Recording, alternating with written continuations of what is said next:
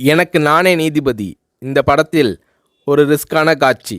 விஜயகாந்தை 2 பக்கம் கயிறு கட்டி பெரிய பாறாங்கல்லோடு இழுத்து பிடித்திருப்பார்கள்.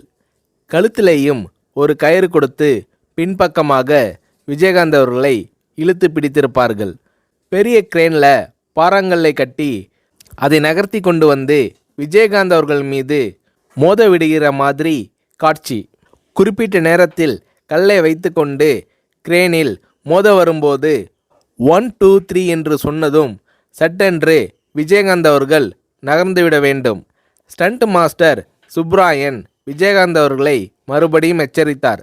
ரிஸ்கான சீன், ஜாக்கிரதையாக இருக்க வேண்டுமென்று விஜயகாந்த் அவர்களிடம் ஸ்டண்ட் மாஸ்டர் சுப்ராயன் கேட்டுக்கொண்டார்.